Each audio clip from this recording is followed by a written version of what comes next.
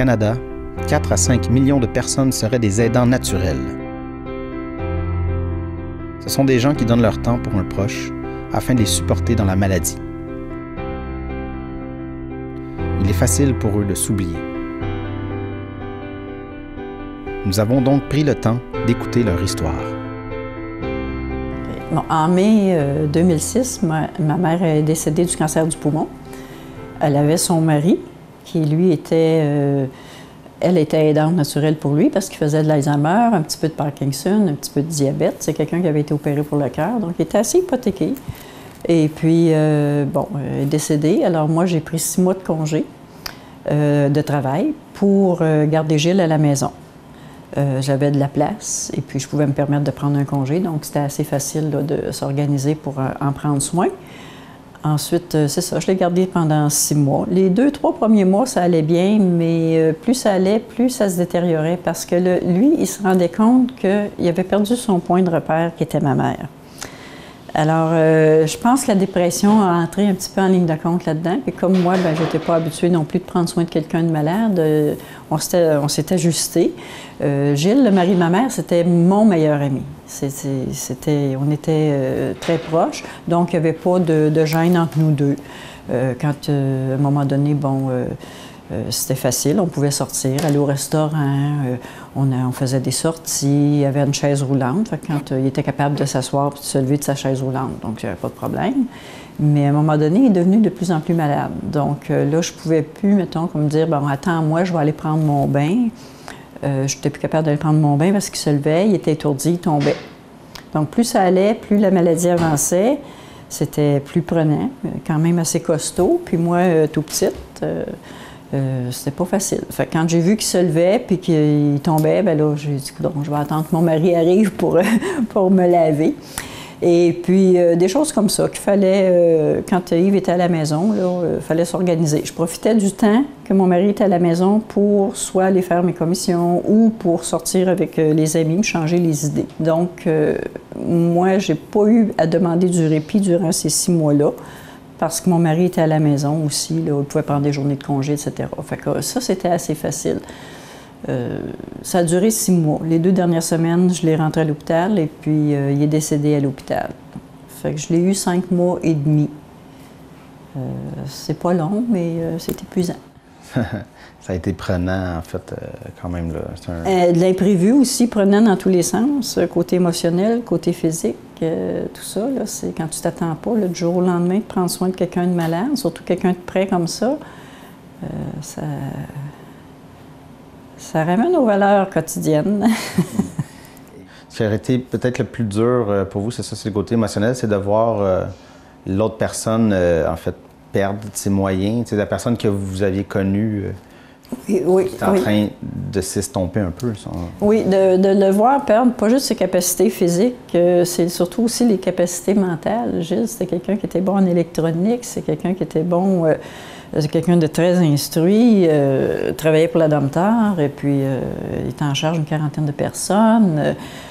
Au courant de la politique, de l'actualité, il s'intéressait à tout, les courses automobiles. De voir qu'il n'en parlait plus ou on y en parlait puis ça ne disait plus rien, il y a une perte d'intérêt terrible. Hein? Et puis les facultés, tout ça, c'est dur de voir quelqu'un perdre son autonomie. L'autonomie, parce qu'à un moment donné, c'était l'incontinence aussi. De voir de quelqu'un qui était aussi capable de devenir impotent, là. Ça fait mal, ça fait mal. On voit ça des fois à la télévision ou dans des films, mais quand on le vit, là, c'est différent, c'est différent. Ça m'a beaucoup appris sur la perte d'autonomie d'une personne, à quel point ça peut être grave. C'est grave de perdre la mémoire, c'est une chose, mais perdre ses capacités physiques, de toujours commander les services, attendre après les autres pour... faire ce que tu es habitué de faire. Non, je garde pas un mauvais souvenir de ça, mais ça m'a beaucoup appris que la vieillesse, la maladie puis la vieillesse, c'est pire que l'adolescence.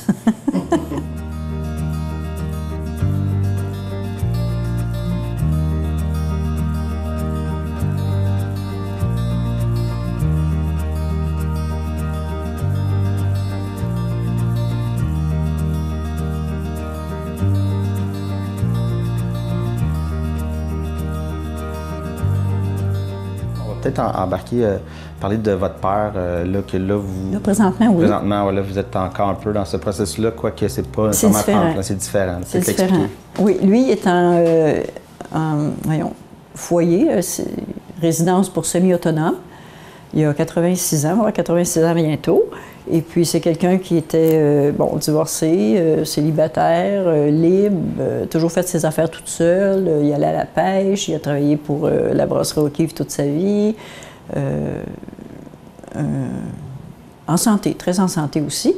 Là, aujourd'hui, il se retrouvait avec la maladie d'Alzheimer et puis qui va sûrement perdre son permis bientôt, son permis de conduire. Alors, ça va être une dure épreuve pour lui puis pour moi parce que je sais à quel point que c'est important pour, je vais dire pour un homme, non, parce que les femmes aussi ont conduit, mais je veux dire surtout pour cette génération-là. Hein. Ça va être des problèmes auxquels j'ai jamais fait face. Est-ce qu'il va pleurer? Est-ce qu'il va... J'ai peur que ça va le détériorer davantage. L'ennui va... Quand on dit crever d'ennui, je pense que je vais voir ça. C'est ce qui me hante beaucoup présentement. Lui, c'est d'autres problèmes parce qu'il est capable de marcher. Il n'y a pas d'autres maladies que ça. Et puis, ça va être différent. Gilles, au moins, était physiquement plus hypothéqué. Donc, c'est quelqu'un qui était bien à la maison. Tandis que papa, lui, il est plus sorteux. Il aime ça, aller se promener, aller voir un ami. L'ennui va Lui, son problème, ça va être l'ennui. Donc, oui, je vais le désennuyer, c'est sûr, comme je le fais déjà, mais je ne peux pas non plus à tous les jours être là, puis voir à tous ces caprices. Ça va devenir des caprices. Là. Je me prépare aussi à une... Moi, je vais me dire ça, donc... dire oui, mais dire non. Aux menteries blanches, je pense qu'on appelle ça, c'est ça, les menteries blanches. Et lui, ça va être plus difficile de faire face à ses problèmes à lui. C'est différent.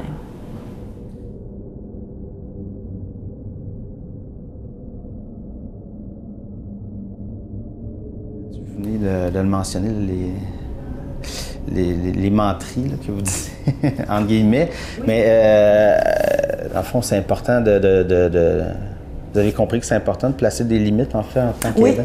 Oui, parce qu'il va venir un temps que on devient on devient comme, pas prisonnier, là, mais... comment je vais dire ça? Donc, on devient comme le bouée sauvetage, finalement. Alors, il faut mettre une barrière parce que sinon, on est toujours pris à faire le cas de volonté, ce qui n'est pas possible non plus, là. Alors, là, j'ai des voyages de prévus, je suis en train d'écrire un livre, j'ai des salons du livre, j'ai des activités, j'ai une nouvelle vie. Moi, là, j'ai pris ma retraite parce que j'avais des projets, mais ces projets-là, je ne veux pas les arrêter, je ne veux pas les mettre de côté. Donc, c'est à moi de m'organiser pour combler les deux. Ça, il va falloir qu'ils comprennent que je vais partir 2 semaines. Je ne peux pas toujours être là le vendredi soir, je ne peux pas toujours être là le mardi après-midi. Donc, ça va me faire de la peine, mais il faut le faire. Lui, c'est des menteries blanches de ce sens-là, tandis que Gilles, lui, ben, c'était d'autres choses. C'est un exemple, je sais pas moi, les médicaments. Bon, à un moment donné, on lui a donné des médicaments pour plus le faire dormir. Ben là, je disais, « Ah, Gilles, ils ont changé tes pilules, là, ça jouait sur ton diabète. »« Ah oui, bon, tout est beau. » Mais moi, je savais que c'était pour le calmer, vu qu'il était dépressif, ou c'était plus facile de compter des mensonges, tandis qu'avec mon père, ben, comme là, la perte du permis de conduire, menterie, là, je sais pas laquelle que je vais pouvoir sortir, mais je sais pas,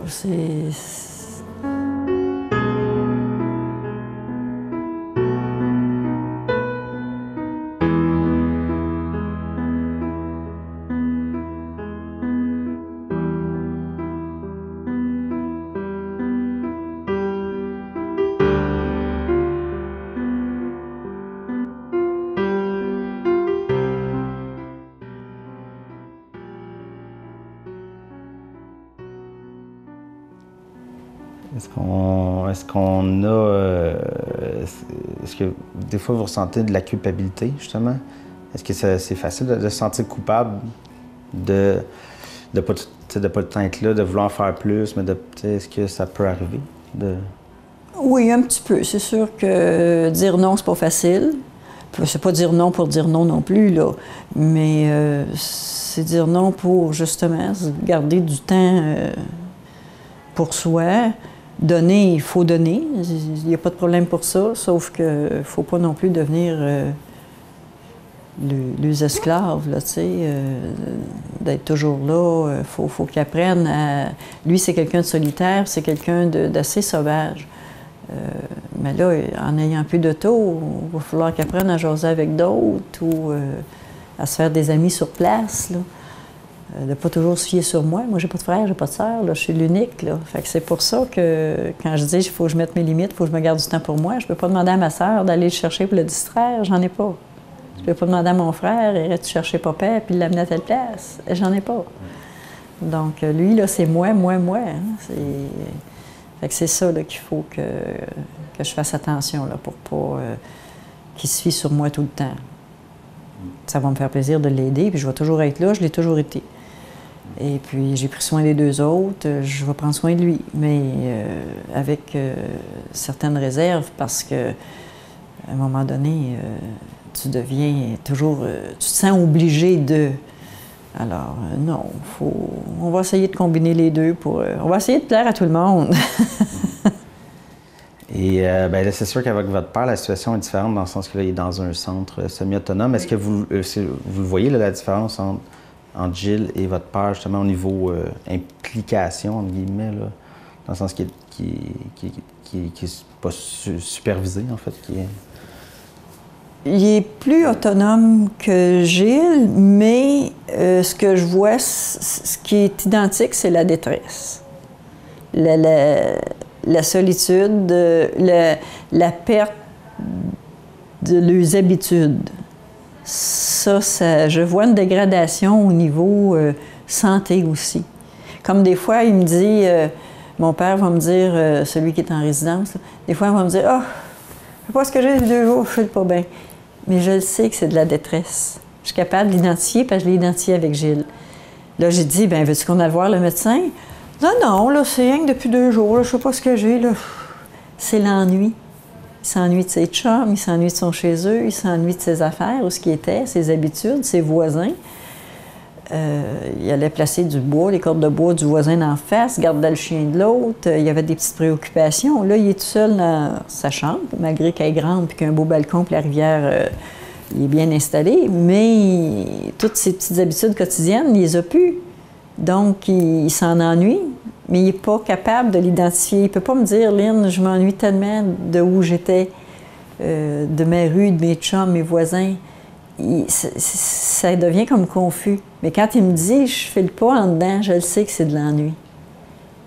Ça, quand il me dit ça, bien là, c'est sûr que je réponds à l'appel. Bien là, comme la semaine passée, il m'a dit ça. Fait que j'ai organisé un souper au restaurant, puis à Valleyfield, il y a une place qui a de la musique aussi, là, bon. Fait qu'on est allé souper là, ça lui a fait une distraction, mais Gilles, c'était ça aussi. Des fois, il disait, je sais pas ce que j'ai, je fais le pas ou ça me serre en dedans. Ça, c'est de l'ennui, de la détresse. À ce moment-là, ben, c'est à nous à porter plus attention puis à voir à les distraire, puis oups, ça se replace. T'sais. Mais c'est d'identifier. Aidant naturel, c'est pas juste de les nourrir puis de laver le linge, puis c'est vraiment d'identifier les états psychologiques. Ça, c'est une chose que j'ai appris aussi à détecter plus, les sentiments de la personne. Donc, on répond plus à c'est plus important de répondre à un sentiment de détresse que de répondre à un caprice. Pour un caprice, là. Je suis capable maintenant de faire la différence entre ça. C'est un bout de chemin, ça, que je connaissais pas, qui se développe de plus en plus. La maladie des autres nous apprend beaucoup. Des fois, ma mère me disait « Ah, Lynn, la maladie éloigne. » Je disais « Oui, la maladie éloigne. » Oui, je le comprends. Il y a beaucoup de phrases aussi que moi-même disais que ça me revient. Je me disais « Ah, c'est ça qu'elle voulait dire. » Tant qu'on n'a pas vécu une situation, là, c'est difficile de le comprendre.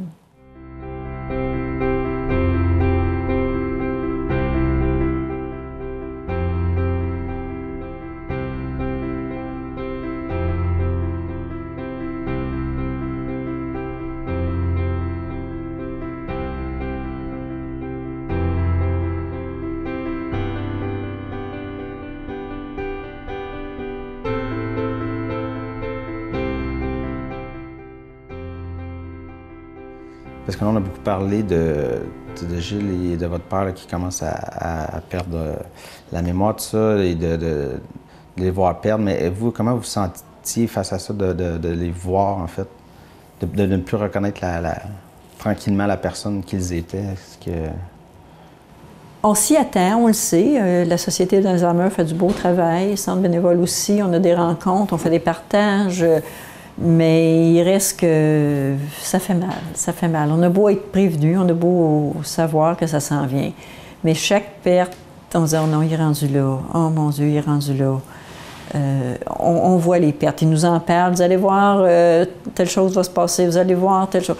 Mais quand ça arrive, on se dit, ah, vois-tu, c'est encore une perte. C'est des petites pertes tout le temps.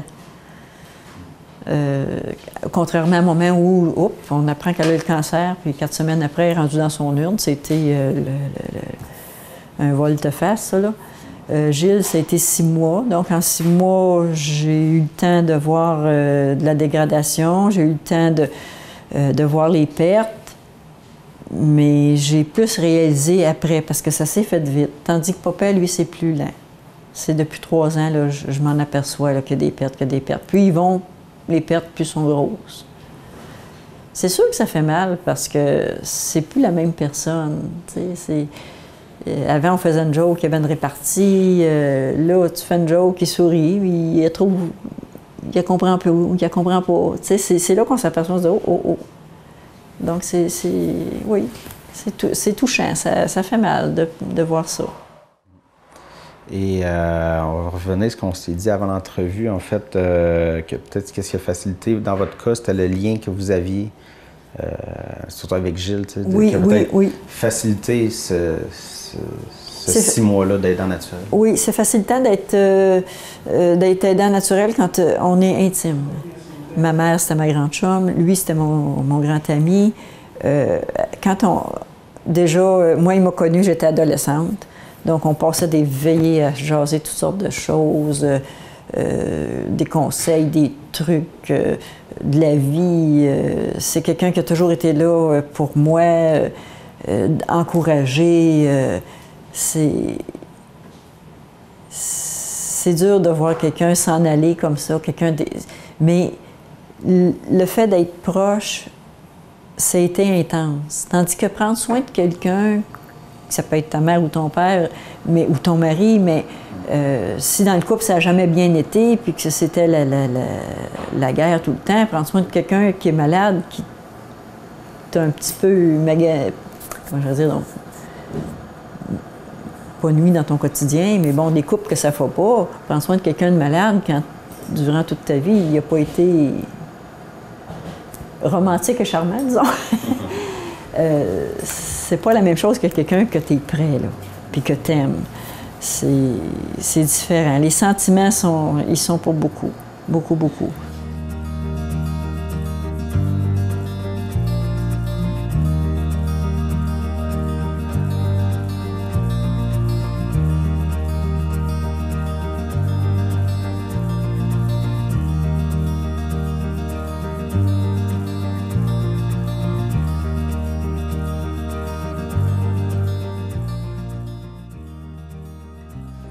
Et le côté que vous étiez... parce qu'avec M. Garreau, c'était des conjoints, mais un enfant, est-ce que c'est plus facile? Parce que je me dis, conjoints, ils sont comme au même âge déjà.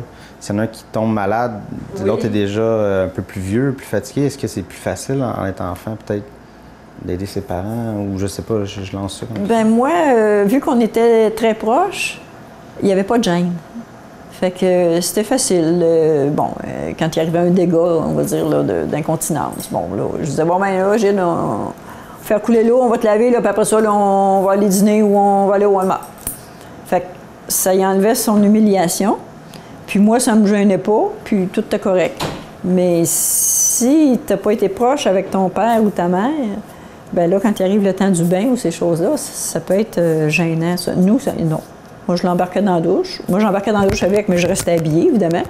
Puis avec le téléphone, là, je le lavais, puis penche-toi, il se penchait, puis tout était beau. Puis je le jasais d'autres choses. Tandis que, parce que je le connaissais bien, puis qu'entre nous, il n'y avait pas de gêne.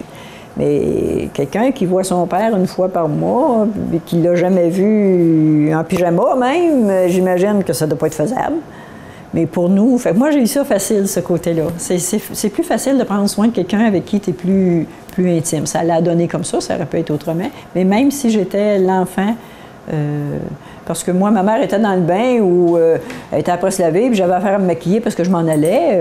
Je rentrais, je me maquillais, puis ah ben oui, maman, ben oui, puis OK, bye, puis ça finit là, qu'elle soit habillée ou pas. Moi, c'était comme ça chez nous.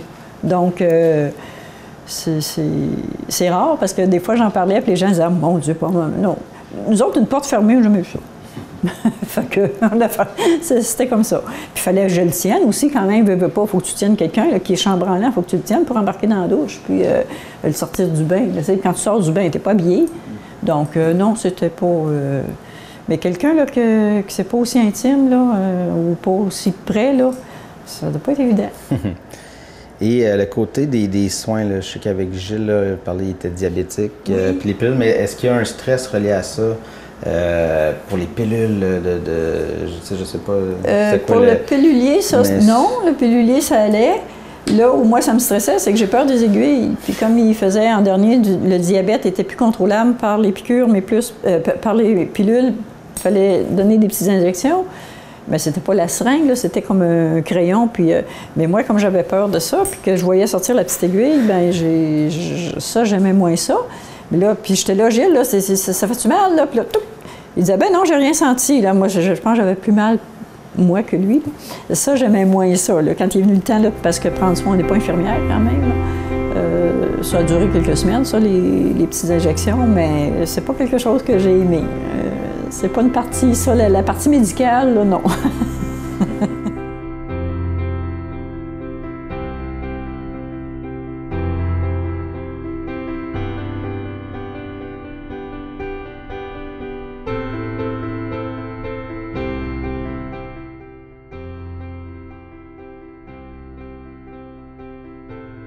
La rencontre avec d'autres aidants naturels, comment ça... J'ai adoré ça. Qu'est-ce que ça vous a apporté? Beaucoup, beaucoup. On dit, oh, on a tous les mêmes problèmes. Non, non, non. C'est différent pour chaque personne. Il y en a que, comme tu disais tantôt, il y en a que c'est le mari, il y en a que c'est le femme, il y en a que c'est les enfants même. Des fois, c'est aidant naturel, c'est pas juste les Alzheimer, c'est les handicapés, sclérose en plaques, toutes sortes de... Il y en a que c'est d'autres problèmes. Et puis... moi, ce que j'ai aimé, c'est de voir comment les gens s'organisent. Puis il y en a aussi qui ont de la force. Des fois, on se dit, oh mon Dieu, moi, je l'ai eu facile à comparer. On compare, on se console. Mais les trucs, les conseils, les façons de faire, il y a beaucoup. Moi, je conseille à tout le monde qui est aidant naturel d'aller à ces réunions-là. C'est enrichissant. C'est enrichissant. Les gens, on voit là, que, ne serait-ce que par les conseils, les trucs, comme je disais, les façons de faire, les professionnels qui sont là aussi, qui nous guident là-dedans, qui nous donnent des formations sur l'estime de soi, sur comment s'accorder du temps. Tout ça, c'est vraiment... ça donne des outils. Il y a certains outils qui ne seront pas pour nous, on ne les prend pas. Il y a d'autres outils que tu dis, oui, je vais l'essayer. Ça fonctionne, tant mieux. Ça ne fonctionne pas. Puis ils sont toujours là pour répondre à nos questions. Non, c'est vraiment... j'ai adoré. Adoré. Et être aidant naturel, dans le fond, est-ce que vous le referiez? Oui, je le referais, mais différemment. Différemment. Oui. Je m'accorderais plus de temps pour moi. Ça, c'est sûr. Et puis, oui, je le referais, malgré que ça a été dur et pénible des bouts, là, mais je le referais parce que c'est un beau geste d'amour. C'est dur à décrire. Gilles s'était rendu un peu comme notre enfant. Tu sais, ça devient comme nos enfants. Et puis, prendre soin de quelqu'un qui a pris soin de nous avant aussi, c'est comme redonner. Puis, il méritait. Ah oui, je le referais. Ah oui, ah oui, ah oui. Je changerais des petites choses, mais je le referais.